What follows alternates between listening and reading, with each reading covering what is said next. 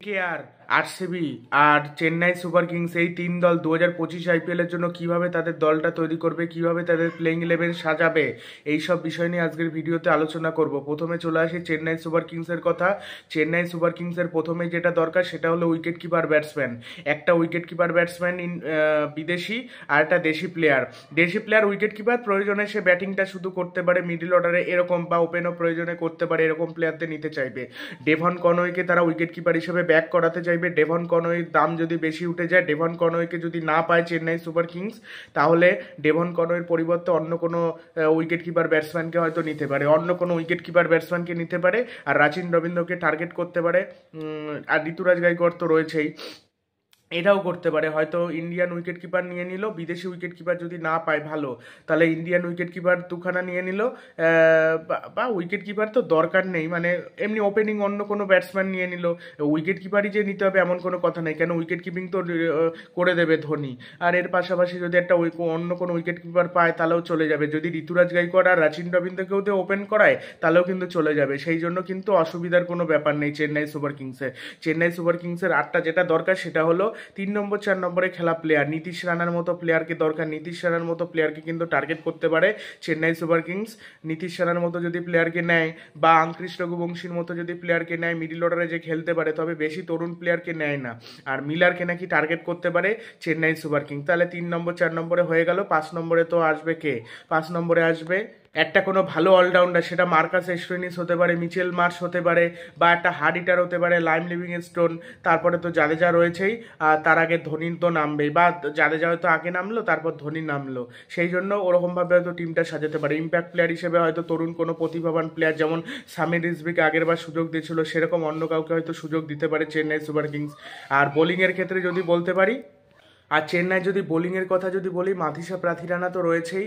মাথিসা প্রাথিরানার পাশাপাশি আর একটা ভালো কোনো বিদেশি বোলার লাগবে, দুখানা বিদেশি বোলার, বা একটা ইন্ডিয়ান বোলার, ইন্ডিয়ান কোর বোলারও লাগবে। সেটা মোহাম্মদ শামি, আকদীপ সিং, বা ভালো কোয়ালিটির বোলার হলে ভালো হয়, বা মোহাম্মদ সিরাজ, যাতে তাদের সুবিধা হয় বল করতে। এটা হলো চেন্নাই সুপার কিংসের চিন্তাভাবনা। এইগুলোই ছিল চিন্তাভাবনা চেন্নাই সুপার কিংসের। এইভাবেই দলটা তারা তৈরি করতে পারে বা চলেছে। আরেকটা জিনিস শোনা যাচ্ছে, কেএল রাহুল বা ঈশান কিষানের মতো উইকেট কিপার ব্যাটসম্যানকে টার্গেট করতে চলেছে চেন্নাই সুপার কিংস। এইটা হলো চেন্নাই সুপার কিংসের গেল। এবার চলে আসি কলকাতা নাইট রাইডার্সের। কলকাতা নাইট রাইডার্সের যেটা সব থেকে বড় দরকার সেটা হলো ওপেনিং জুটি। ওপেনিং জুটি কে হবে? নারিনের সাথে ওপেনিং জুটি ফিল সল্ট হবে, নাকি জস বাটলার হবে, নাকি অন্য কোনো উইকেট কিপারকে নেবে? এইটা কলকাতা নাইট রাইডার্সের দেখতে হবে। তবে সূত্র মারফত জানা যাচ্ছে যে বাটলারকে টার্গেট করতে চলেছে কলকাতা নাইট রাইডার্স। তবে ফিল সলকেও টার্গেট করতে পারে, যার নাম নিলামে আগে উঠবে তাকে কিন্তু টার্গেট করবে কলকাতা নাইট রাইডার্স। আর ভেঙ্কটেশ্বরকে কলকাতা নাইট রাইডার্স যে কোনো মূল্যে কিনতে চাইবে, অল আউট ঝাঁপাবে। শ্রেয়াসের পেছনে 14-15 কোটি অব্দি কলকাতা নাইট রাইডার্স যাবে, বিট করবে, কিন্তু তারপর আর পাবে না। দিল্লি অল আউট তাকে বিট করে নিয়ে নেবে।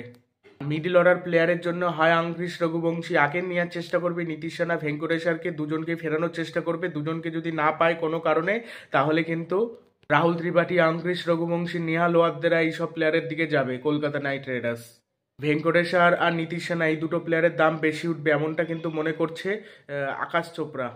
আর তারপরে তো রয়েছে রাসেল, রিঙ্কু, রমনদীপ। তবে রাসেলের ব্যাকআপ হিসেবে রমভ্যান পাওয়েলকে হয়তো নিতে চাইতে পারে, বা এস রাদারফোর্ডকে, বা কাইল মেয়ার্সকে, বা ওমার জাইকে। এদের মধ্যে ভালো কাউকে হয়তো নেবে। ওয়েস্ট ইন্ডিজের যেহেতু রাসেল, ওয়েস্ট ইন্ডিজের কোনো প্লেয়ারদের মধ্যেই কাউকে হয়তো নিতে পারে কলকাতা নাইট রাইডার্স। সেভাবে হয়তো দল সাজানোর চেষ্টা করবে কলকাতা নাইট রাইডার্স। আর শেষ দিকে বোলার লাগবে, সেটা মিচেল স্টার্কের প্রতি আগ্রহ বেশি দেখাচ্ছে কলকাতা নাইট রাইডার্স। এছাড়াও কাকিসো রাবাদা রয়েছে, বা অন্যান্য বোলার রয়েছে, তাদের মধ্যে থেকে কোনো প্লেয়ার তুলে নেবে, প্লেয়ার তুলে নিয়ে হয়তো খেলাবে, সেইভাবে হয়তো দলটা তৈরি করে খেলাবে। আর হার্ষিত রানার তো রয়েছে আরেকটা ইন্ডিয়ান পেসার, সেটা আকদীপ সিংকে নিতেও পারে, অথবা ওমরান মালিককে নিতে পারে। এরকম কাউকে নিয়ে খেলিয়ে দিল হার্ষিত রানার সাথে, বা বৈভব আরোরাকে টার্গেট করতে পারে। বৈভব আরোরাকেও 3 থেকে 4টে দল কিন্তু টার্গেট করতে পারে। আর কলকাতা নাইট রাইডার্স বৈভব আরোরাকে কিন্তু ফিরিয়ে আনার চেষ্টা করবে। বৈভব আরোরা আর হার্ষিত রানা যদি কিন্তু এর আগে ভালোই করেছিল, এবার কিন্তু তাকে আবার ফেরত আনানোর চেষ্টা করবে। কেকেআর একাডেমির প্লেয়ার সাকিব হোসেনকে কিন্তু যে কোনো মূল্যে কলকাতা নাইট রাইডার্স কিন্তু দলে নিতে চাইবে। চেতন সাকারিয়াকেও হয়তো নিতে পারে, চেতন সাকারিয়াকে নেওয়ার চান্স কম, যদি অন্য কোনো প্লেয়ারকে না পায় তাহলে হয়তো নেবে। এইগুলোই ছিল কলকাতা নাইট রাইডার্সের আপডেট। কলকাতা নাইট রাইডার্স এইভাবেই দলটা প্লেইং 11 তৈরি করতে পারে তাদের দল। আর এবারে চলে আসি আরসিবির কথায়। আরসিবি যেটা দরকার, আরসিবির বেশিরভাগ ইন্ডিয়ান প্লেয়ার দরকার, ইন্ডিয়ান ব্যাটসম্যান দরকার, বিদেশি ফিনিশার দরকার, তারপরে স্পিনার দরকার, আবার ওপেনার দরকার, প্রচুর প্লেয়ার দরকার। ওপেনারের জন্য বাটলার, ফিল সল, জনি বিয়ারেস্টো, এদের মধ্যে থেকেই কাউকে নিতে হবে ও উইকেট কিপার হিসেবে। আর 3 নম্বরে তো রজত পাতিদার খেলবে, তার সাথে ওপেন করবে বিরাট কোহলি। 4 নম্বর পজিশনের জন্য হয় লাইম লিভিংস্টোনকে নিতে হবে, তা না হলে গ্লেন ম্যাক্সওয়েলকে নিতে হবে, তা না হলে মার্কাস স্টোইনিস, ক্যামেরন গ্রিন, এদের দুজনের মধ্যে কাউকে নিতে হবে। বা মিলারকে নেওয়া যেতে পারে, মিলারকেও নিতে পারে। মিলারকে নিয়েও 4 নম্বর 5 নম্বরে খেলানো যেতে পারে, তবে মিলারকে গুজরাট টাইটান্স আর শোনা যাচ্ছে টার্গেট করবে না। আর শেষ দিকে ভালো ব্যাট করতে পারে ইন্ডিয়ান ফিনিশার নিতে চাইবে, সেটা আশুতোষ শর্মা বা আব্দুল সামাদ বা উইকেট কিপার জিতেশ শর্মাকেও কিন্তু টার্গেট করতে পারে, হয়তো ফিনিশার হিসেবে তাকে খেলিয়ে দিল উইকেট কিপার হিসেবে, এটাও করতে পারে। 2টো উইকেট কিপার খেলালো, একটা উইকেট কিপার ওপেন করলো, সে হয়তো উইকেট কিপিং করলো, হ্যাঁ, আর আরেকটা উইকেট কিপার তাকে শুধুমাত্র ফিনিশার হিসেবে খেলালো, এটাও করতে পারে। বা মাহিপাল লোমররকে ব্যাক করিয়ে নিতে পারে, মাহিপাল লোমররও কিন্তু ফিনিশার। আর তারপর হয়তো সিরাজকে ব্যাক করিয়ে আনতে পারে, সিরাজের পাশাপাশি যদি আউসদীপ সিং, মোহাম্মদ শামি, এদের দুজনের মধ্যে কাউকে নিতে পারে, বা দীপক চাহারের মধ্যে কাউকে নিতে পারে, তাহলে কিন্তু ইন্ডিয়ান বোলিংটা কিন্তু ভালোই হয়ে যাচ্ছে।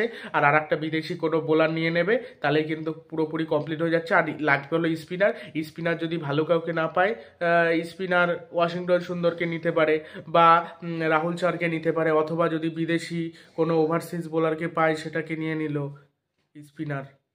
এইভাবেই দলটা তৈরি করবে আরসিবি। আঙ্ক্রিস রঘুবংশীকে কিন্তু আরসিবি টার্গেট করতে পারে, বা রাহুল ত্রিপাঠীকে টার্গেট করতে পারে আরসিবি। হয় আঙ্ক্রিস রঘুবংশীকে টার্গেট করবে, না হলে কিন্তু রাহুল ত্রিপাঠীকে টার্গেট করবে কলকাতা নাইট রাইডার্সও যেমন টার্গেট করবে, আরসিবিও কিন্তু টার্গেট করতে পারে। ওমরান মালিককেও আরসিবি টার্গেট করতে পারে। মানে কলকাতা কিছু কিছু প্লেয়ারকে যাদের টার্গেট করবে, এই আরসিবিও তাদের করতে পারে। ঋষভ পান্তের পেছনেও যেতে পারে কিন্তু আরসিবি, তবে ঋষভ পান্তের পেছনে যেহেতু বেশি টাকা খরচা করতে হবে, এই জন্য হয়তো পাঞ্জাব কিংসই করতে পারে, এটাই সবাই ধারণা করছে, কিন্তু হয়তো কম টাকা বেরিয়ে গেল। তবে বেশি টাকা উঠবে না, আর মিচেল স্টার্কের দাম এবার বেশি উঠবেই না, কম টাকায় বেরিয়ে যাবে। তার কারণ মিচেল স্টার্ক আগের বার মিনি নিলাম বলে পেয়েছিল, এইবার মেগা নিলামে কখনোই অত দাম পাবে না, কোনো বোলারই অত দাম পাবে না, অত দাম সম্ভব না।